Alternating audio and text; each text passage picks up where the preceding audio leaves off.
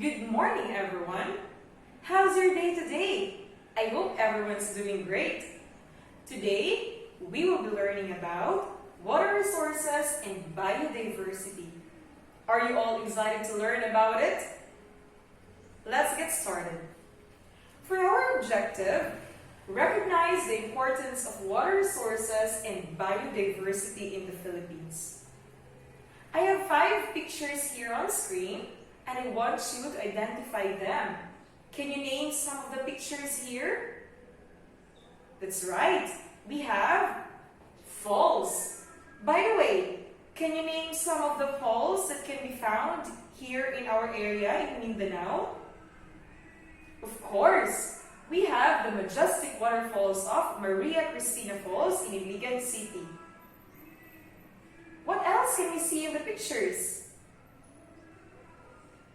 That's right, we have river. By the way, what river can be found also nearby in El Salvador or somewhere in Misamis Oriental? Can you name it? Can you identify it? Exactly, the Cagayan River. What else? We still have some pictures on screen. Can you identify them?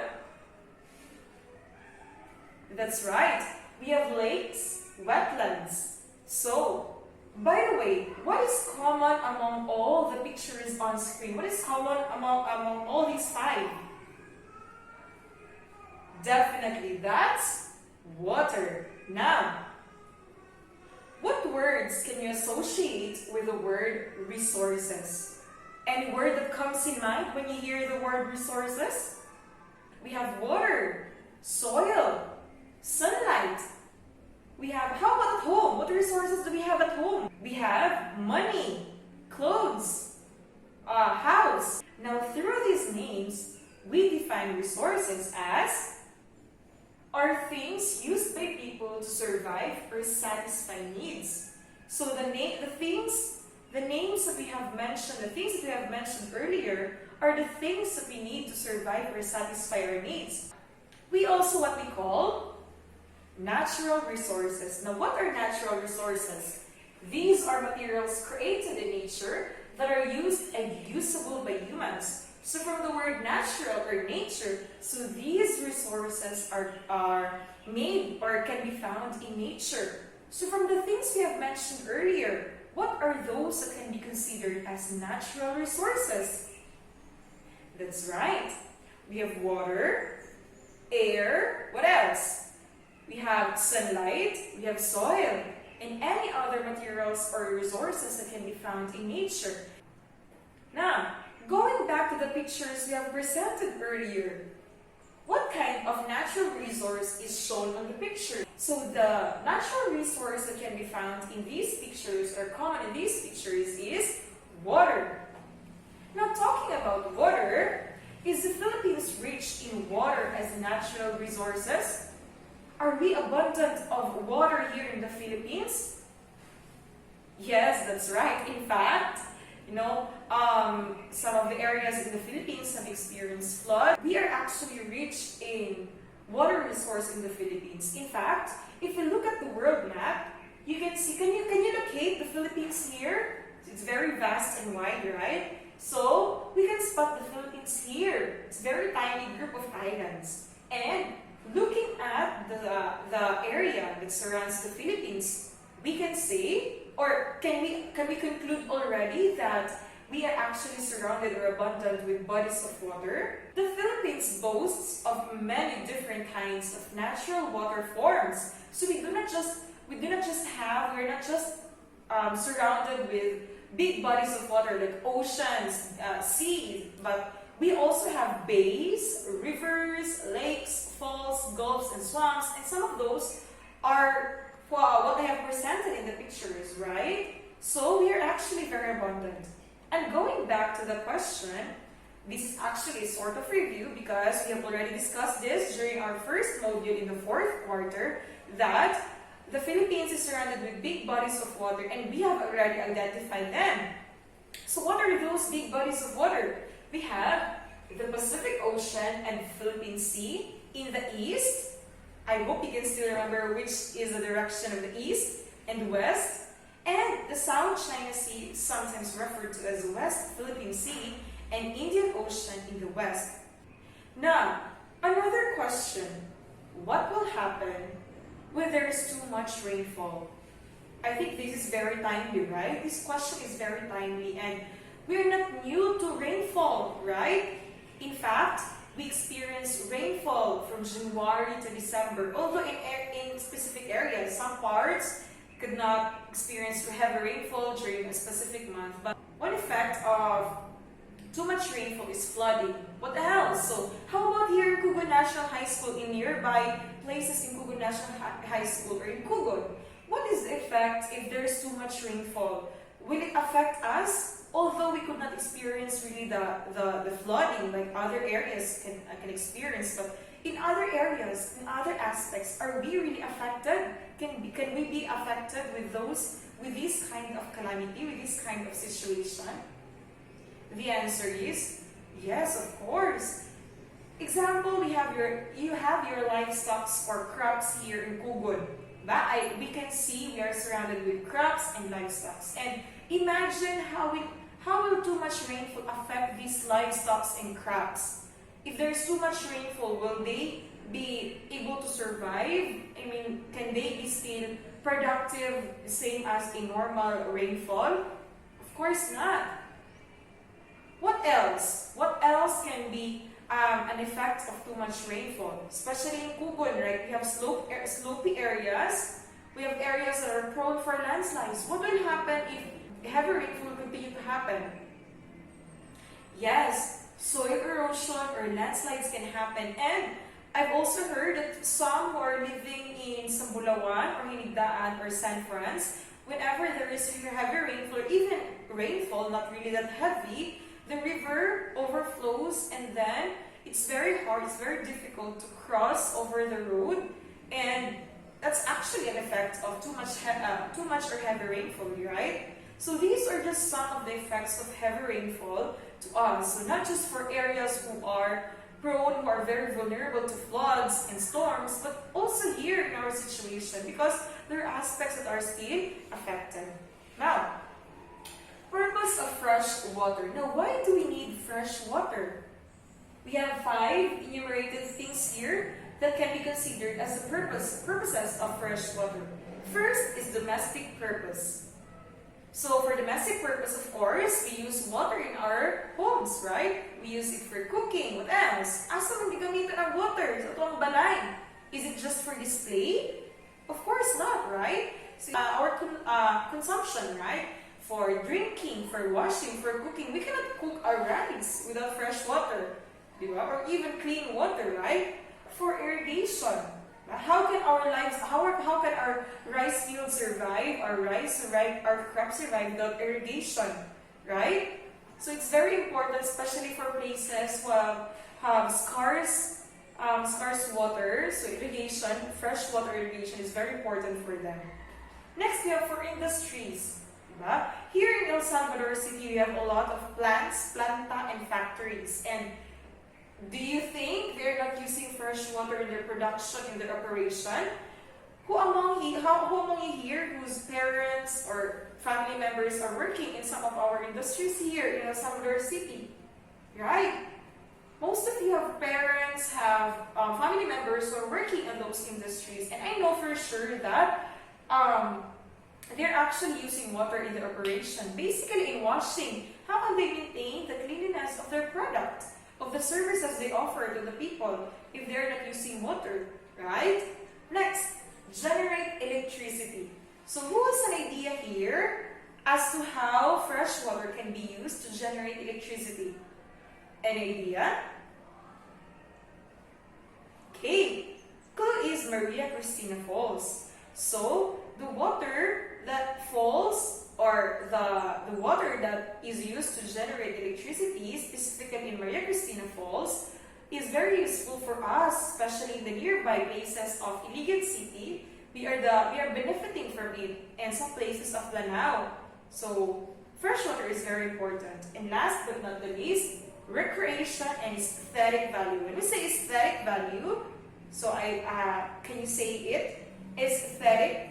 Okay, that's how you say it. So recreation or aesthetic value. So water, fresh water, is not just for consumption. Diba? Pwede gihapon siya nga for recreation, for kalingawan nato, for recreational activities. Like when we go to the park, we can see fountains or falls. When you go to the falls, it's not just to swim and refresh ourselves, but it also to please our mind, our thoughts, but for recreation purposes. Now, where do you think or where do you get water to drink or to wash? But we know that water can be used to wash ourselves, to drink, but the question is, where is the water coming from? Okay, some of you would say, Ma'am, reservoir. Okay, because reservoir are very common in your places. I think some of you have your own reservoir for your community, right? But where does water in your community come from? From those reservoirs, saan ba na sila gikan nga mga tubig? Where does that water come from? So you would say, Ma'am, rain, Ma'am, suba, Ma'am, lake, or what? But where does water from rivers, lakes, and springs originate? Asa magid na sila gikan? So from our community to padulong sa reservoir, sa mga springs, sa mga lakes, sa mga falls, asa magid na sila gikan yun? Okay, so these water come from watershed. Now, the word watershed is coined with two words. We have the water and the shed. We know what is water, right? But what is shed? A shed is a slight structure built for shelter and storage. Diba? I know you're familiar with waiting shed. We have a lot of waiting sheds here in Cugod, in the Salvador City, right? So if we think of waiting shed, it's may ginabuhat there. What is done there? What is the purpose of the waiting sheds? Of course, to store people, to store crops, diba? So same with water shed. Specific lang siya, water and shed. So what is stored there is water and other things, right? So that is what we meant by watershed. Now, what is the purpose of watershed? So watershed is also called a catchment area or drainage basin. So an area of land on a slope which drains its water into a stream and its tributaries, small streams, and supply water to mainstream. So these are just example of a watershed. Now, why is it, ma'am, that you have said that the water from the rivers to the community to the household come from watershed? So there is a drainage pattern. So as you can see here in the area, it's like a tree. It resembles a network similar to the branching patterns of a tree, right? So from here on top, you can see a ridge, forest, and then grassland, stream. So the water is coming down. Then eventually it reaches our community and then our household. So speaking of watersheds, what are the common or the popular common watersheds in the Philippines? We have the Mount Apo in Davao, Cotabato. So we also have Makiling, Banahaw in Laguna and Quezon. TV in Albay. We have La Mesa Dam in Metro Manila. This is actually almost always mentioned in the news because it's the source of fresh water and the water used for daily consumption by the people of Manila. We also have Pantabangan Dam in Pampanga and Angat Dam in Bulacan. So here in the nearby areas in Mindanao, the Maria Cristina Falls in Iligan City is in a watershed. It is used to generate electricity. Now, single watershed may include the combination. I have asked earlier what are common among all the pictures presented. No? These two are part of those pictures. And I have asked what is common among all of them. So we said that it's water. But a single watershed can only have water. Looking at the pictures, we can see other stuff here, right? We have forest, grassland, marshes, and other habitats. So it's obvious that we can see forests here, right? Grasslands and marshes and other habitats. Now talking about other habitats. When we say about habitats, what comes into your mind? What comes into our mind? Of course, animals. What else? Plants, insects. Because of these habitats, diverse organisms in the Philippines are found in these areas. So when we say diverse, varied, klase-klase. So because of these watershed that we have here in the Philippines, it serves as purpose, it serves as habitat for diverse organisms here in the Philippines. So tropical country like the Philippines, so I think we all know that the Philippines is actually a tropical country. And knowing that we are a tropical country, first we have abundant rainfall, diba? We already discussed it earlier that we really have actually an abundant rainfall. Imagine from January to December, we experience a lot of rain. And because of those heavy rainfall, it would sometimes cause flooding, landslides, and other calamities in other areas. But of course, it can also have an advantage to some places where there is scarce amount of water. So there, abundant rainfall. 2, many bodies of water. So as mentioned earlier, we are not just surrounded with big bodies of water. We have bays, we have rivers, falls, and swamps and other more. We have lots of sunshine, right? We already discussed that. This is also a form of review that during the module 1, we discovered that the Philippines is actually located near the equator. And because of that, we receive a lot of sunshine.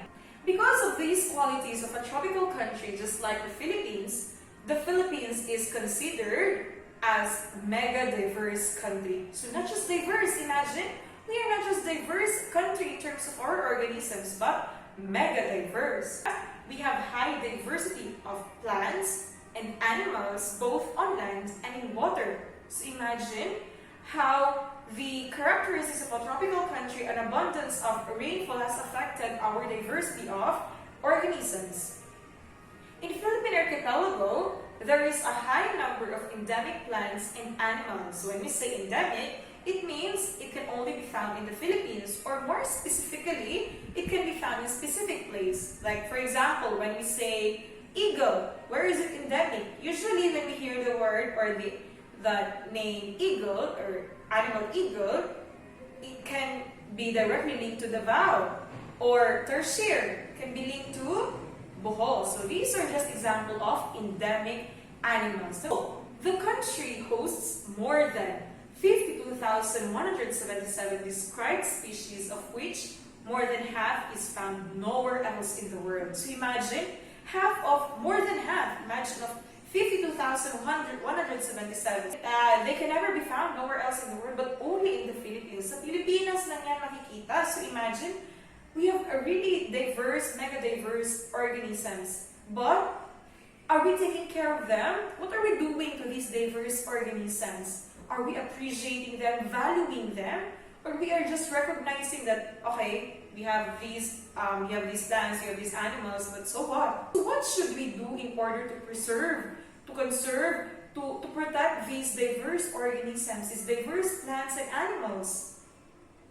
We have to take care of them, we have to conserve, protect them. Now, let us do some mind-boggling. Let's stretch some arms and do some activities, right? So please check if you have your Manila paper, you have the copy of the activity, you also have your marker and your meta cards. So kindly check if you have complete materials already. Good? Everyone's good? Okay, great. For the instructions, please listen. So, you are going to rewrite, since the copy of your activity sheet is very small, so it cannot be read for people at the back. So, I want you to transfer your activity sheet to the Manila paper, which I have given to you, through your marker, using your marker, and then using your meta cards. So, these are the meta cards. I want you to complete this concept map, this graphic organizer. Understood? Everything clear? Instruction clear? Okay, so I'll be giving you 5 minutes to complete this task. Okay, let's get started. Let's check your work. So, water is important to people and plants and animals. Ma'am, nagkabaylo si people, plants, and animals. It's okay. You can have it the other way. So, that's 3 points already. So, water from rain stored in watershed that are healthy maintain forests. By the way, watershed drain their water to dams and rivers. Ma'am, nagkabaliktad si dams and rivers. It's okay, you can have it the other way. And in turn, support biodiversity. Let's give a hands for everyone for doing a great job. For your exit ticket, in your own understanding, what is a watershed and give its importance. Okay, so if you can have your answer right now, you submit it to me and then you can go out and have your recess. Okay, so that's it for today. I hope you learned something. Did you learn something today? Great! Okay, so let's meet next time and God bless. Thank you for lending me your ears. Thank you for your participation. I really appreciated that. And remember to keep safe and stay healthy. Bye! See you next time.